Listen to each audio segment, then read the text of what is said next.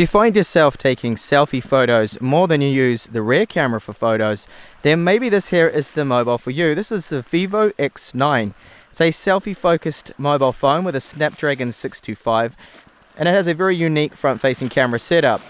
A 20 megapixel camera, and alongside that, a front-facing 8 megapixel camera that can create those very nice depth of field shots with blurred backgrounds. So the specs of the X9, powered by an octa-core Snapdragon 625, that's more of an efficient chipset which has Adreno 506 GPU, 4GB of RAM, 64 to 128 gigabytes of internal storage. That cannot be expanded. There is no micro SD card support on this. It takes dual nano SIMs, a 3050 mAh battery, wireless AC, Bluetooth.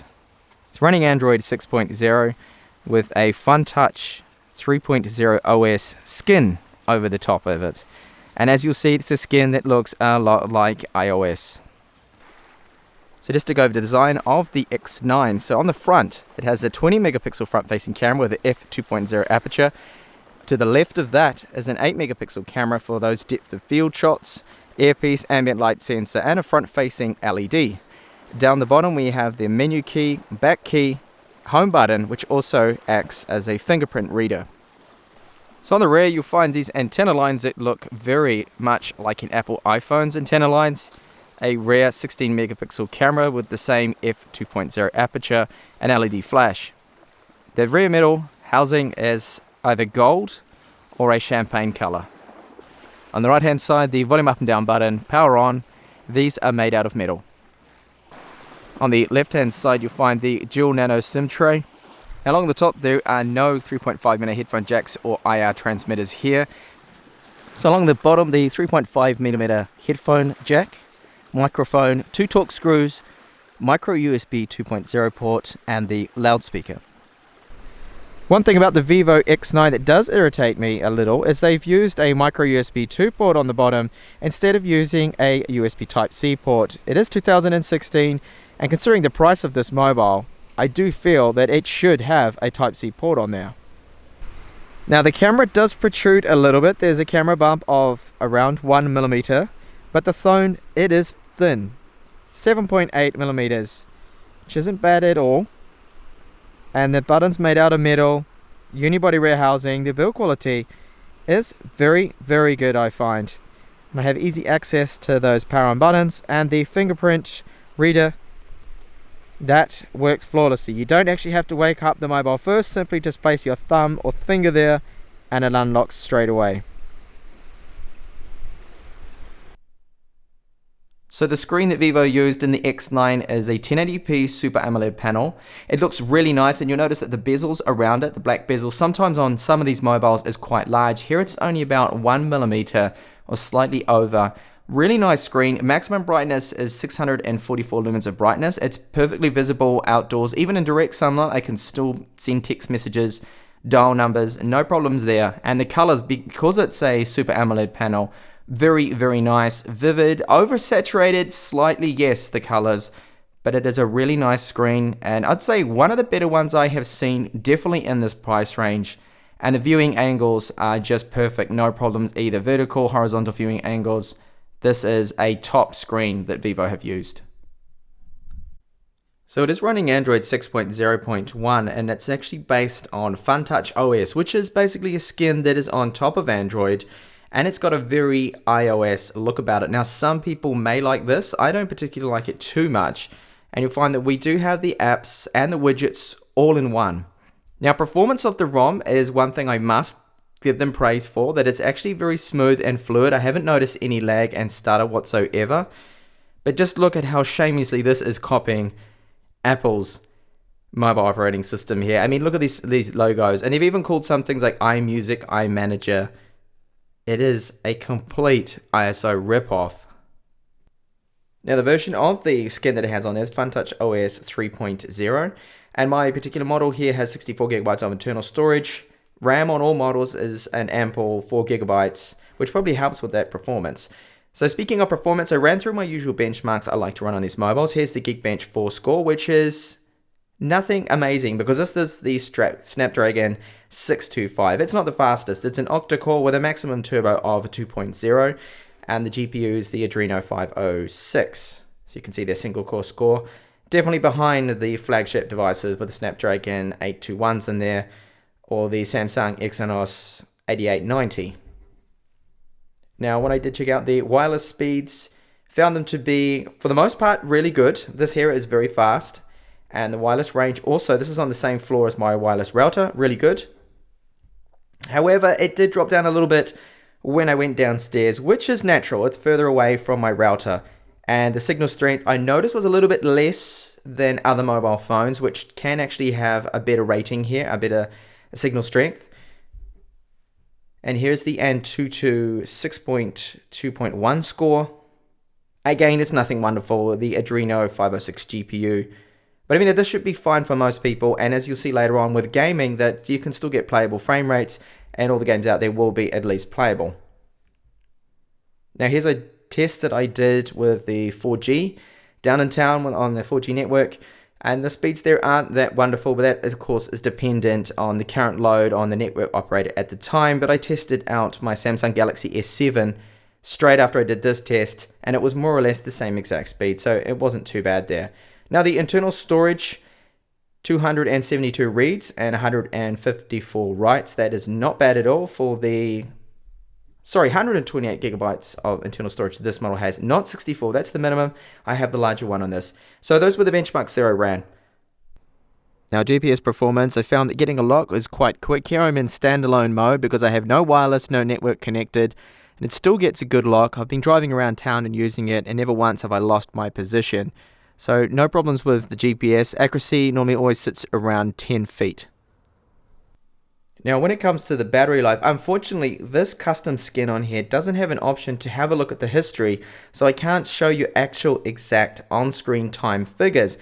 But I can tell you that you can get around 6 to 7 hours of on-screen time, and I can get, out of my own personal usage, I've been using it for a while now, I can get at least 2 days, probably even 3 out of this. The Snapdragon 625 is quite an efficient chipset, quite good on battery life, and I would think it's also helped along with the fact that it does have a Super AMOLED panel, which probably doesn't use as much power as an IPS panel. Now the battery isn't super large now compared to other mobile phones that have 4000 mAh ones. The one that's included in the X9 is around, well, they say a typical 3060 milliamp hours, which I find is adequate. So battery life is actually quite good on the X9. Now charge times to fully charge it when powered off is around about an hour and 35 minutes. That's an approximate figure there, which also is acceptable. It does support faster charging with the charger that it has, so it does have quick charge.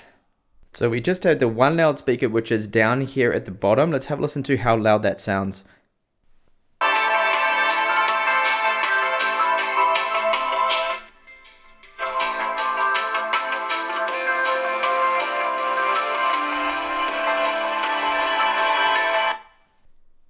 So there you could hear that the loudspeaker is, yes, loud. I can hear ringtones, voice calls using loudspeaker as well, sound quite good on it.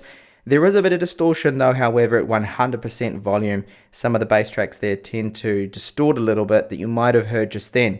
Now call quality, very good. No problems whatsoever with it. It sounds great to me. And also does the 3.5mm headphone jack, which is located on the bottom. There's actually no ports or anything on the top of this mobile. Quality out of that is very nice. Nice and clean. There's no static. There's no interference that I can hear of.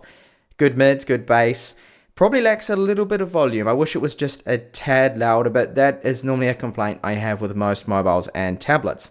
It does also have a digital audio chip on there, which is probably why it sounds so good and better than other cheaper, more budget-orientated mobiles. So the GPU that the X9 has is the Adreno 506. Now this isn't a powerhouse of a GPU, but 1080p gaming with the latest title like Asphalt Extreme here is actually playable and smoother than Redmi 4 that I tested out. Now Xiaomi's Redmi 4 has the same chipset in it, but it runs a lot slower for some reason. It has more stutters. This X9 I found to be a lot better optimized.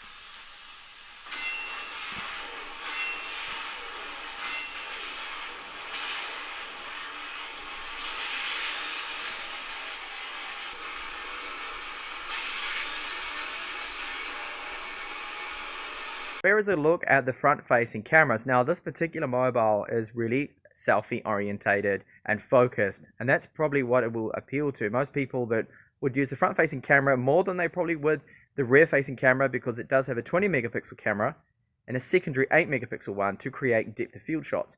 So at the moment I have it in what's called the face beauty mode, and if I move over into bokeh here,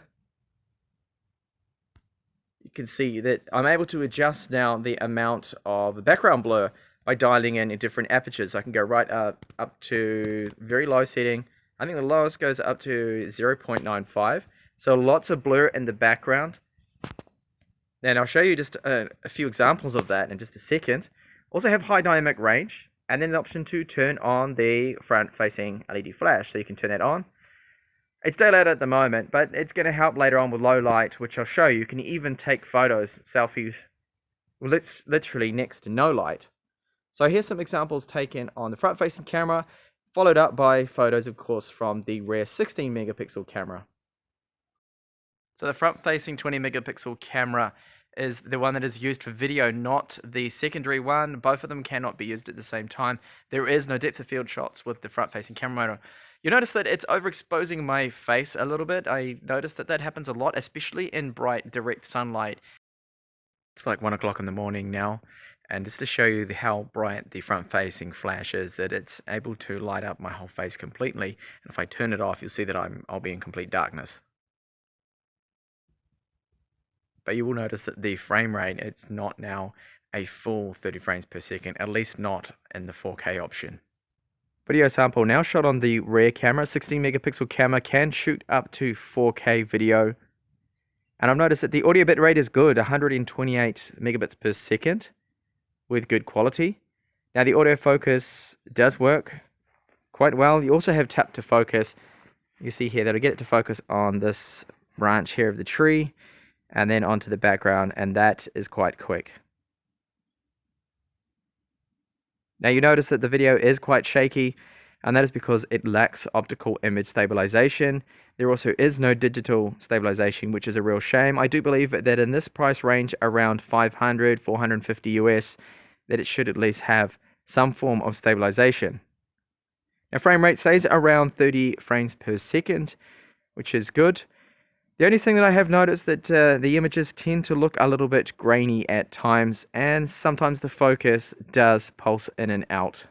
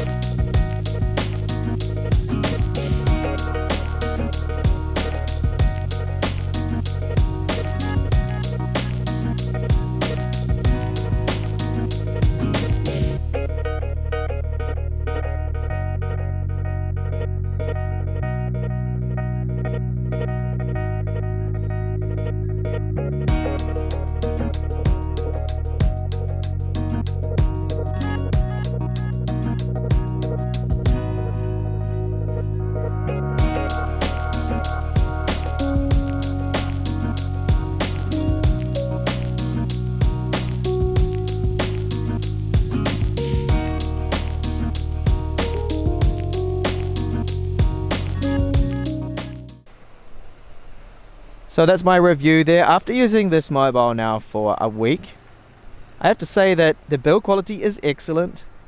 The performance of the Snapdragon 625 is actually working faster and a lot smoother than the Redmi 4 that I tested out with the same chipset. But there's a couple of things that annoy me slightly about this mobile, and that's the fact that it's just cloned the iPhone so much. I mean, look at the UI. It looks exactly like an Apple iPhone. Even some of the icon names, you've got iMusic, iThis, and iThat, and they've just copied blatantly some of those icons, and even the design is very Apple iPhone-like. I would like a mobile that was a little more original. Now the UI does take a while to get used to. You're either going to love it or hate it, and I find that, yeah, it's okay. I prefer probably something like Apex or Nova Launcher on there. Battery life is good. The camera quality is alright. Front facing camera is very decent. Up to 4K video as well, which is something I have not seen on a mobile until now from front facing cameras. So can I recommend it? Well, yes, if you're a selfie lover and you find yourself taking photos with the front facing cameras all the time, then this could be the mobile for you. But I do find at the retail price of around about $450 US is just too expensive for my liking. Thank you so much for watching this review, and hopefully I will see you back in the channel soon with more up and coming reviews on tech out of China.